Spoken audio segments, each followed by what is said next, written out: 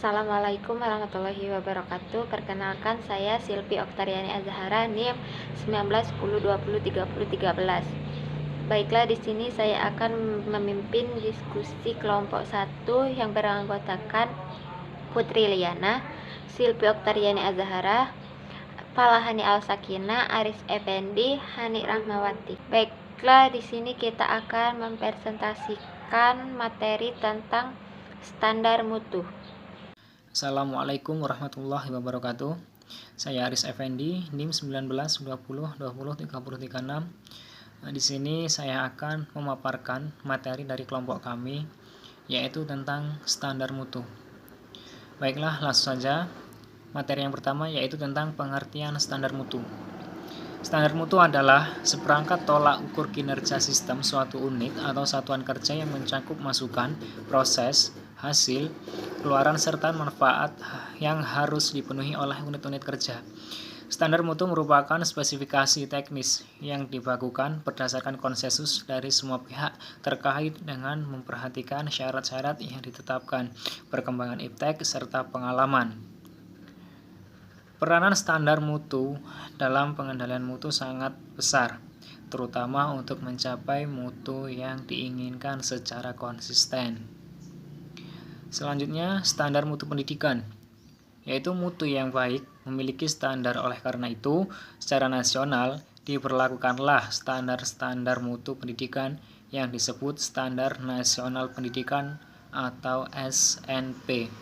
Dalam pasal 2 ayat 1 PP nomor 19 tahun 2005 dinyatakan bahwa ruang lingkup SNP meliputi 1. Yaitu standar isi, 2. Standar proses, 3. Standar kompetensi lulusan, 4. Standar pendidik dan tenaga kependidikan, 5. Standar sarana dan prasarana, 6. Standar pengelolaan sekolah, 7. Standar pembiayaan, 8. Standar penilaian pendidikan. Dan standar ini sebagaimana dimaksud oleh Peraturan Pemerintah Nomor 19 Tahun 2005 mencakup lingkup materi dan tingkat kompetensi untuk mencapai kompetensi lulusan pada jenjang dan jenis pendidikan tertentu yang termuat dalam kurikulum. Baiklah, itu saja materi yang dapat kami sampaikan, dan materi selanjutnya akan disampaikan oleh rekan kami. Dan saya akhiri, wassalamualaikum warahmatullahi wabarakatuh. Assalamualaikum warahmatullahi wabarakatuh. Saya Falahani Al-Sakinah, NIM 1920203027. Baiklah, di sini saya akan menjelaskan tentang ciri-ciri mutu yang baik. Menurut Hussein Usman, dalam bukunya Manajemen Teori, Praktik dan Riset Pendidikan, mengatakan bahwa manajemen mutu yang baik itu memiliki 13 karakteristik. Yang pertama, kinerja, berkaitan dengan aspek fungsional sekolah. Yang kedua, waktu wajar, selesai dengan waktu yang wajar atau tepat waktu. Yang ketiga itu handal, usia pelayanan prima bertahan lama. Lalu daya tahan banting, maksudnya itu meskipun krisis moneter, sekolah masih tetap bertahan. Yang kelima itu indah, eksterior dan interior ditata dengan menarik dan rapih. Yang keenam, hubungan manusiawi, menjunjung tinggi nilai-nilai moral dan profesionalisme.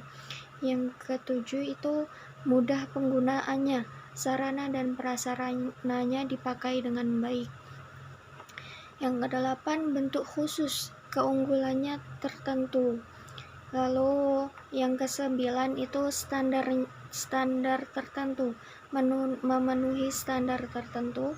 Yang kesepuluh, konsistensi, konstan dan stabil. Lalu seragam itu tanpa variasi dan tanpa dicampur-campur. Yang ke-12 itu mampu melayani, mampu memberikan pelayanan dengan prima.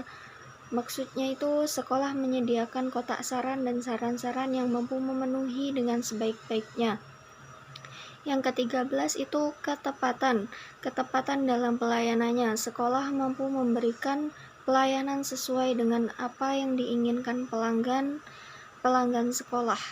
dan guru-guru tidak salah dalam menilai siswa-siswanya. Baiklah, terima kasih, itu saja.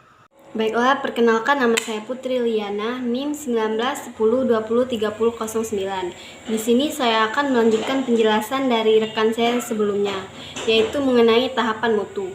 Mutu pendidikan di sekolah dibagi menjadi 5 tahapan, yaitu yang pertama, pemetaan mutu, yaitu memetakan mutu pendidikan pada satuan pendidikan berdasarkan SNP, melalui kegiatan evaluasi diri yang menghasilkan peta mutu atau capaian standar, masalah yang dihadapi dan rekomendasi. Yang kedua, penyusunan rencana pemenuhan, yaitu membuat perencanaan pemenuhan mutu berdasarkan hasil pemetaan mutu, dokumen kebijakan pendidikan pada level nasional, daerah, dan satuan pendidikan, serta rencana strategis pengembangan satuan pendidikan. Hasil perencanaan dituangkan dalam dokumen perencanaan satuan pendidikan serta rencana aksi kegiatan.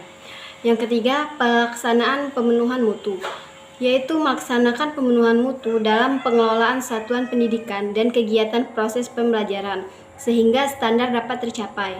Yang keempat, evaluasi atau audit mutu, yaitu melakukan pengendalian terhadap proses pelaksanaan pemenuhan mutu yang telah dilakukan sesuai dengan perencanaan yang disusun untuk menjamin kepastian terjadinya peningkatan mutu yang berkelanjutan. Yang kelima, penyusunan standar di atas SNP, menetapkan standar di atas SNP pada standar yang telah terpenuhi dan memperbaiki strategi dalam pemenuhan mutu, terutama pada standar yang masih belum terpenuhi berdasarkan hasil audit atau evaluasi. Dari tahapan tadi dapat disimpulkan bahwa pemenuhan mutu proses pembelajaran merupakan salah satu bentuk penjaminan mutu yang dilakukan secara internal atau dalam sekolah untuk memberikan layanan bagi terjadinya proses pembelajaran yang efektif dan efisien. Standar proses dikembangkan mencangkup perencanaan proses pembelajaran, pelaksanaan proses pembelajaran, penilaian hasil pembelajaran, dan pengawasan proses pembelajaran. Sekian, terima kasih. Baiklah, Assalamualaikum warahmatullahi wabarakatuh. Saya Anek Rahmawati, NIM 1920203042 yang akan menjelaskan materi selanjutnya mengenai pengendalian mutu atau quality control.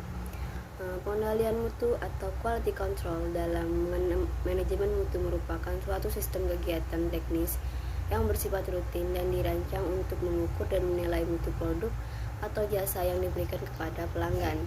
Pengendalian diperlukan dalam manajemen mutu untuk menjamin agar kegiatan sesuai dengan rencana yang telah ditetapkan sehingga produk yang dihasilkan sesuai dengan harapan pelanggan. Sedangkan tugas pengendalian mutu sendiri yaitu dapat dilakukan dengan mengukur perbedaan seperti perencanaan rancangan menggunakan prosedur atau peralatan yang tepat, pemeriksaan dan melakukan tindakan koreksi terhadap hal-hal yang menyimpang di antara dalam hal produk, pelayanan atau proses output dan standar yang spesifik. Lalu pengendalian terhadap mutu pendidikan memang menyangkut unsur input, proses dan output.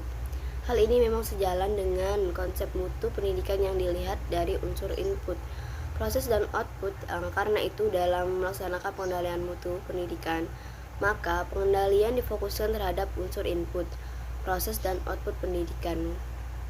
Dalam pengendalian mutu agar berjalan efektif membutuhkan adanya perencanaan yang jelas, lengkap dan terintegrasi agar dapat dilaksanakan sistem pengawasan yang efektif dan efisien. Perencanaan yang jelas, lengkap dan terintegrasi diperlukan agar para pemimpin seperti kepala sekolah, wakil kepala sekolah, tata usaha serta pimpinan unit lainnya dapat melaksanakan dan mengendalikan kegiatan dengan baik. Selain itu, dalam pengendalian membutuhkan adanya struktur yang jelas, artinya siapa yang bertanggung jawab terhadap penyimpangan yang terjadi, serta tindakan perbaikan apa yang perlu diberikan dan oleh siapa tindakan perbaikan itu dilakukan. Kegiatan pengendalian mutu mencakup metode secara umum, seperti pemeriksaan yang akurat terhadap data yang diperoleh dan diolah, dan dengan menggunakan prosedur yang standar dan diakui. Selain itu, dilakukan untuk melakukan perhitungan terhadap pengeluaran dalam proses kegiatan, melakukan pengukuran, memperkirakan hal-hal yang tidak menentu, serta mengarsipkan berbagai informasi dan laporan-laporan. Pengendalian mutu merupakan suatu kegiatan yang dapat memberikan jaminan terhadap produk yang dapat memenuhi harapan pelanggan. Dengan demikian, banyak keuntungan yang diperoleh dari pengendalian ini, baik bagi lembaga maupun personel yang diawasi, karena melalui pengawasan terjadi proses perbaikan kinerja serta keuntungan bagi pelanggan itu sendiri, karena akan mendapat produk yang bermutu. Sekian itu saja dari saya. Terima kasih. Wassalamualaikum warahmatullahi wabarakatuh. Sekian diskusi dari kelompok kami. Saya ucapkan wassalamualaikum warahmatullahi wabarakatuh.